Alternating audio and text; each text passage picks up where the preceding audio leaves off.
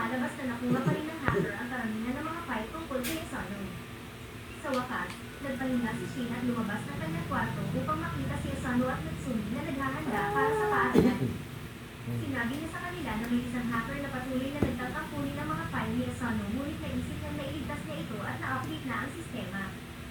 Hindi gusto ni Asano ang tunog nito dahil iniisip niyang maaaring may paparating na problema, ngunit hindi na niya masyadong iniisip ito.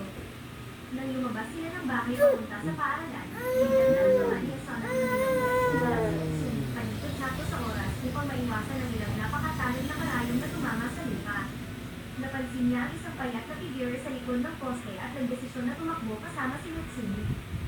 Sinubukan nilang dumaan sa mga makikitid na daan, ngunit hindi nila maiwasan ang tagasunod, kaya't napilitang harapin ito ni Asano. Inihanda niya ang kanyang stun gun habang tinitingnan ang daanan, ngunit mula sa itaas dumating ang atake na somehow ay nagawa niyang harangin at itulak ang babae pareho. Excited ang attacker sa lakas ni Asano at sinabi mahal niya ito at gusto siya patayin. Biglang naalala ni Natsumi kung sino siya at sinabi kay Asano na ang pangalan ng spy na ito ay Kiri, na may dalang maraming karayom at nilalag bilang manhunter. Ayon kay Natsumi, sinusundan ni Kiri ang mga lalaking nagugustuhan niya at pagkatapos ay pinapatay ito gamit ang mga karayom. Langon, sa baba niya. Ayaw! Sa namuwag siyang tawaging manhunter kung ayaw niyang masaksak sa mata. Nagpahayag si Kiri ng pagkagusto kay Asano mula nang makita siya sa isang video sa dark web at mula noon ay nangumaling na siya dito. Sinabi ni Kiri na sikat na si Asano sa underworld at ipinakita sa isang poster na may larawan ni Asano na may bounty na $100,000. Nag-alala si Kiri sa kaligtasan ni Asano at biglang naghagis ng mga karayom sa ere, kung saan may nahulog na lalaki na may hawak na baril. Sinabi ni Kiri na maraming tao ang naghahanap kay Asano upang makuha ang bounty, ngunit hindi siya interesado sa pera. Gusto lang niyang patayin si Asano dahil sa pag-ibig.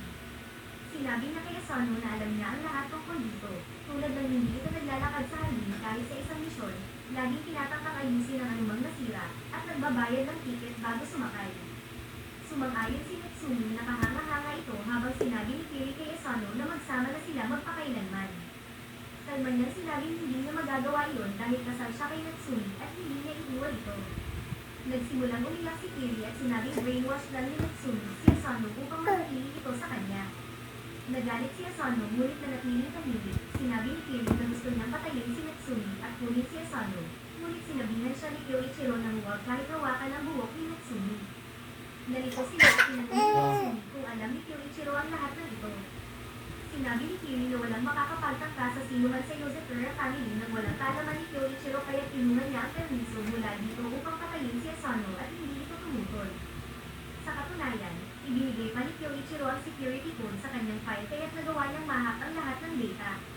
Pagkatapos ay kinaunanan sila ni Kiri ng mga karayom, ngunit lahat ng ito ay tumama sa paligid nila. Ipinakita kung gaano siya kahusay sa kanyang mga armas bago sabihin kay Asano na magkikita sila. Bigla siyang tumalon sa ibabaw ng katawan ng attacker at umalis. Pagkatapos, sa klase, inayin sa guro ang pagdating ng bagong transfer student na walang iba kundi si Kiri. Nagbigay siya ng mainit na pagdating ang mga lalaki sa klase. Tinaupo siya ng guro sa tabi ni Asano na itinatakot ito. Habang patakbo si Kiri papunta sa upuan, sinagla niyang madapa at nagpasibat ng karayom kay Asano na bahagyang naiwasan ni Asano gamit ang notebook. Mula noon, naging laro ng pag-iwas sa mga karayom at pagsiguro na manatiling bungay si Asano. Dinalutan ni Kiri ng mga lasong karayom ang buong upuan ni Asano, pati na ang lapis niya. Habang kumakain ng lunch kasama si Natsumi, patuloy na iniwasan ni Asano ang mga karayom kahit hindi tinitingnan. Sa kabila ng lahat ng ito, nagsimula ng mapagod sina Asano at Natsumi sa laro ng taguan. Umiyak si Kiri sa desk habang binabantayan ni Asano ang isa pa niyang atake. Sa sobrang pagkabigo, naghagis siya ng maraming karayom sa ere na tumama sa mga kaklase, tinatulog sila. Sinabi ni Kiri na ang teknik na ito ay nagpapahintulot sa kanya na kontrolin ng sinuman at inutusan ng buong klase na hulingin si Asano. Ayaw niyang saktan ang mga inosenteng tao kaya't nahuli siya habang naghahanda si Kiri na tapusin ang trabaho. Sa kabutihang palad, sa huling sandali, sumugod si Natsumi at sinabihan si Kiri na tigilan na ito. Bago pa sila makapag-usap, bumukas ang bintana at ang isang assassin na na-knock-out ni Kiri noon ay tumalon papasok na may hawak na baril at pinaputukan si Kiri. Sa kabutihang palad, itinulak ni Natsumi si Kiri sa labas ng daan ngunit siya mismo ay nataman ng bala. Labis itong ikinagalit ni Asano kaya itinulak niya ang lahat at binaril ang attacker ng stunning bullet, agad na na-dispatch ito. Tumakbo siya upang suriin ang kalagayan ni Natsumi. Naguluhan si Kiri kung bakit sinubukan ni Natsumi na iligtas siya, ngunit sinabi ni Natsumi na natutuwa siya na may ibang taong nakakakita kung gaano kagaling si Asano, at ito'y nagpapasaya sa kanya. Sa madaling panahon, naging inseparable sina Natsumi at Kiri at ginawa ni Kiri ang bagong layunin na kakayin si Asano upang makuha si Natsumi sa kanyang salib. Nabahala si Asano ngunit sinabi ni Natsumi na isipin na lang niya si Kiri bilang isang maliit na kapatid at wala na iba. Ilang araw ang lumipas at tinawag ni Shin si Asano sa kanyang kwarto. Sinasabing gusto niyang maglaro ng ilang laro kasama siya na bahagi rin ng kanyang training. Sinabi ni Natsumi na seryosong-seryoso si Shin sa kanyang mga laro at noong muling naglaro si Shinzo kasama siya, kinailangan magpuyat si Shinzo ng 3 gabi bago ito napagod at bumagsak. Nagsimula si Asano sa laro kung saan nanguna si Shin at sinimulang wasakin ang mga kalaban. Nang makuha ni Asano ang laro, narating nila ang final boss na isang steam engine na kailangang pahintuin. Pinindot nila ang mga keys ng buong lakas at kalaunan ay na-clear ang level at hininto ang engine. Biglang lumabas ang balita at isang reporter ang nagsabing isang train na hijack ng ilang tao na may daan-daang inosenteng buhay ay huminto mag-isa at lahat ng hijackers ay natagpo ang walang malay. Napagtanto ni Asano na ginagawa ni Shin ang mga totoong misyon sa laro kung saan walang escalates at walang retry. Nalagdagan ng pressure habang nagsimula sila sa susunod na misyon na mas delikado pa. Isang grupo ng mga terorista ang nag-hijack ng isang helicopter na balak nilang ibangga sa nuclear power plant at lumikha ng isa pang Chernobyl. Sinabi ni Shin kay Asano na gawin ang kanyang makakaya habang pinamamahalaan niya ang combat plant at inaatake ang mga kalaban. Hindi makahanap ng paraan si Asano upang makalusot sa mga balakid at patuloy na nag-stop hanggang sa nag-glitch siya at nagsimulang mag-face troubles. Hindi ito pinansin ni Shin at patuloy na umakyat sa final boss at pagkatapos tumalon sa ere, binigyan niya ito ng killing blow at tuluyang binasag ito. Sa kanilang pagkabigla, hindi pa tapos ang laban na nilitlan nila mga terorista at naglunsad ng daan-daang drones upang sirain ang power plant. Maging si Shin ay nag-isip na baka wala na silang magagawa ngunit ginamit ni Asano ang kanyang katalinuhan at pinili ang boss gamit ang isang potion na upang patayin ang words ng mga kalaban. Sumali rin si Kiri mula sa kanyang sariling computer at magkasama nilang minasak ang lahat ng boss, nagmuli sa laro at hinigilan ang terrorist attack. Hindi natuwa si Shin sa paggamit ni Asano ng glitches kaya pinilit niya itong maglaro kasama siya ng dalawang gabi na tuloy-tuloy hanggang sa siya ay napagod at bumagsak. Ilang araw ang lumipas at isang umaga habang nag-training si Asano, gumagawa ng weighted push-ups na may 500 kg pressure sa kanyang likod, nakatanggap siya ng tawag mula kay Nanaw na nakakailangan ng tulong.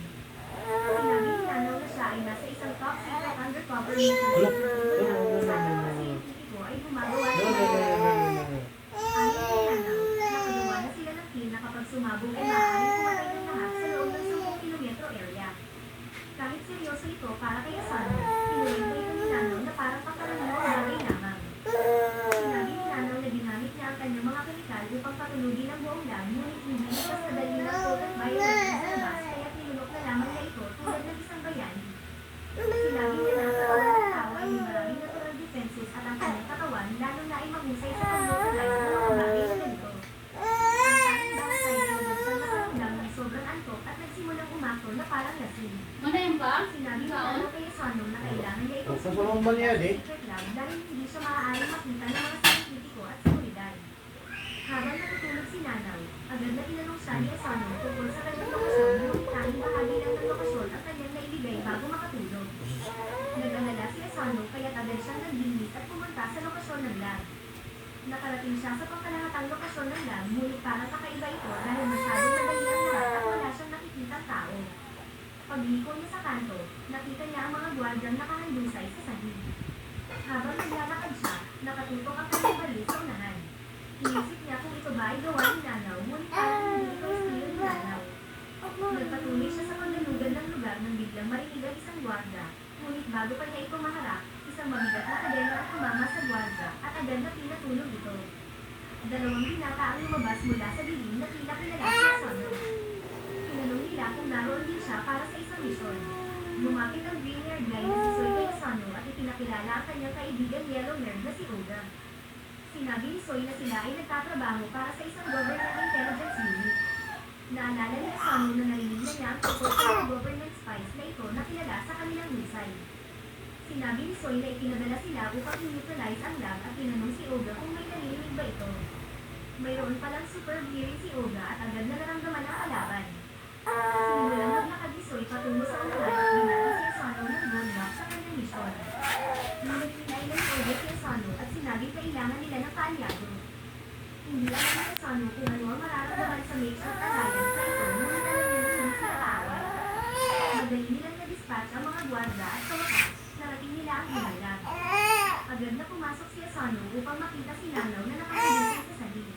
Sinuri niya ito at nalaman na siya ngunit nasa masamang kalagayan. Bigyan na nilipad ang sundin ngunit agad na nilakan ito ni Asano gamit ang kanyang kutsilyo na nasira sa impact at nasaktan ang kanyang braso. Tinanong niya kung ano ang problema ngunit sinabi ni Soy na ipinadala sila upang mag-neutralize ang laban ng nila ang pag-uusap ni Nanaw kung saan nabanggit na nilunok ni Nanaw ang bioweapon na ginagawang bantasan na kailangan ay nilid. Tumayo si Asano sa harap ng Nanaw at sinabing kailangan muna nilang dumaan sa kanya habang hawak ang kanyang stun gun. Sinabi ni Olga ng huwag gawin ito ngunit hindi ito pinansin ni Soy at ginamit ang kanyang special thunder grenade upang mabilis na makalapit kay Asano. Sinira ang kanyang baril at katawan. Bumagsak si Asano sa salig at nagsimulang bangin ng malakas. Nagalit si Olga kay Soy ngunit sinabihan siya ni Soy na kontrolin ang kanyang emosyon. Lumapit si Soy upang patayin si Nanaw ngunit nagising si Nanaw at sinabi na maaari nilang suriin ang resulta sa kanyang sweat packs. Sinabi ni Nanaw kay Soy na kung bakit pa rin sa kapalit siya, kailangan niya siya dakutin si Asano. Ngunit kalmado si Soy at sinabi kung na-neutralize na ang laban, tapos sinabi niya sa trabaho at kinuha ang test patch bilang ebidensya. Ngunit si Nanaw ay sa point na upang patayin si Asano. Agad na tinutukan ni Nanaw si Asano at sinabi niya ito na hindi matino ngunit sobrang nasaktan si Asano at nawalan ng mali. Makalipas sa ilang araw, bumay si Asano ngunit pinarusahan ni Kyoichiro sa pamamagitan ng pagkakabit sa kanya sa itaas ng mga kandila. May artikulo tungkol sa pagkatalo ng Yozakura family sa mga government spies at sinabi nito ang pagbagsak ng pamilya. Nagaling si Kyoichiro at ginahan ng negatibong review sa Google. Bago pa siya makagawa ng anumang aksyon, sinampal siya ni Matsuno at Nanaw upang magkakalma at tinanggal ang tibogan mula kay Asano. Sinabi ni Matsuno kay Asano na huwag mag-alala ngunit sinabi ni Asano na nararapat ito dahil nabigyan niya ang Yozakura family. Sinabi ni Kyoichiro na maaari pa niyang makabuti ito sa pamamagitan ng pagkatalo sa mga government spies at pag-identity. Sinabi niya na ang ito ay isa siya na kasi sa kanila at ang laban ng mga spy ay tungkol sa intel kaya kailangan niyang magnakaw ng impormasyon mula sa kanila. Kinabukasan, sinimulan ni Asano na sundan si Soy na gumamit ng kanyang espada upang pagbutin ang damit ng isang delinquent bago siya lumapit kay Asano at tanungin kung ano ang gusto niya. Nagulat si Asano na nalaman na ganahan ng lahat kaya sinabi na lamang siya upang magpunta mula sa kanya. Sinabi ni Soy na wala siyang pakialam at maaari siyang gawin ni Asano kahit ano. Agad na umalis si Soy at naglakad na napakabilis kaya kinailangan ni Asano na tumakbo para habulin siya.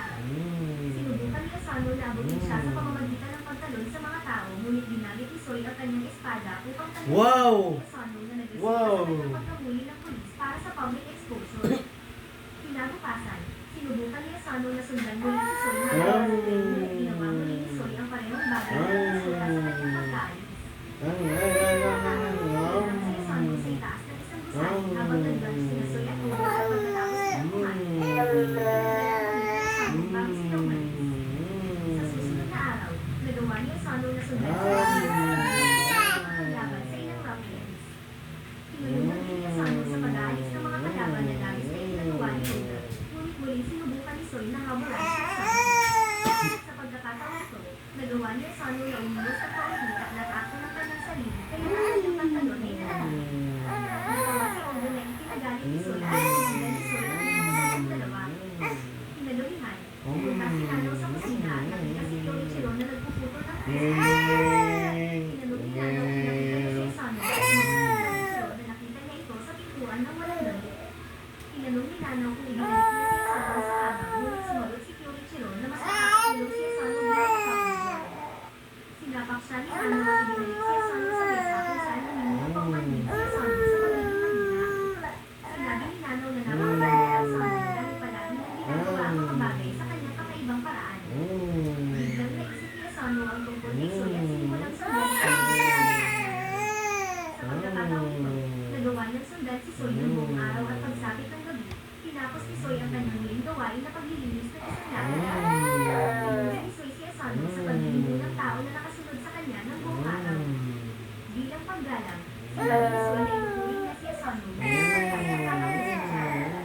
Hinugot ni Soy ang kanyang espada at pinagtatawa si Asano tulad ng maraming beses na dati. Ngunit sa pagkakataong ito, nagawa ni Asano na hawakan ng kamay ni Soy at inalis ito sa ere. Nakapagagawa sa mga ilang beses na siyang nasaktan. Ang unang atake ni Soy ay palaging patungo sa kanyang katawan, isang predictable na yun. Bumabagsak si Soy sa kanyang mga paa habang si Asano ay nakatayo pa rin, kahit na may kaunting ang mundo. Pinuri ni Soy si Asano at sinabi kay Uma na maaari na siyang lumabas at lumaking si Asano. Pagdating ni Uma at sinabi kay Asano na sa wakas ay nalampasan ang lalaki sa kanyang daan na may pangalan Soy. Hindi nagtagal at nakalimutan ng lahat ang pagkatalo ni Asano kay Soy.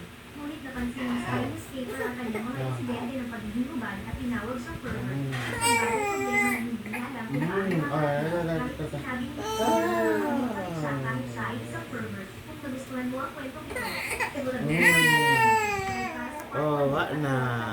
check ang bagong anime. Hanggang sa muli.